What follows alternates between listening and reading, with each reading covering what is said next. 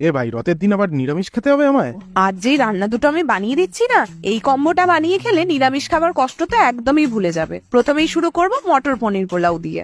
1 cup basmati চাল ধুয়ে নিয়ে আধ ঘন্টা ভিজিয়ে রাখবো। একটা গভীর পাত্রে বেশি করে জল নিয়েছি, এটা ভালো করে গরম হওয়া পর্যন্ত অপেক্ষা করে চালটা দিয়ে দিতে হবে। চালটা যখন ফুটবে তখন 1 চামচ নুন আর রঙের জন্য একটু হলুদ দিয়ে দেবো। এর ফলে পরে আর নুন নিয়ে স্ট্রাগল করতে হবে না। ভাতটা পুরোপুরি সেদ্ধ করে নামিয়ে নেবো, ফ্যানটা পুরোপুরি ছেঁকে ফেলে দিতে হবে। এবার কড়াইয়ে অল্প করে সাদা তেল গরম করব।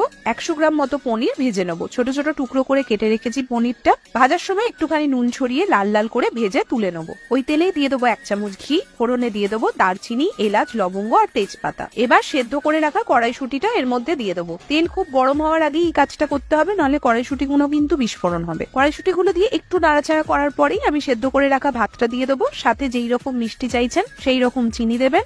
আঁচ কমিয়ে একবার সব ভালো করে মিশিয়ে নেবো। ওপর থেকে পনির ছড়িয়ে সার্ভ করে দেবো। পোলাও তো হয়ে গেল, এবার সেটা খাওয়ার জন্য তো কিছু লাগবে নাকি, তাই একদম অনুষ্ঠান বাড়ির মতো করে এই আলুর দমটা বানিয়েছি।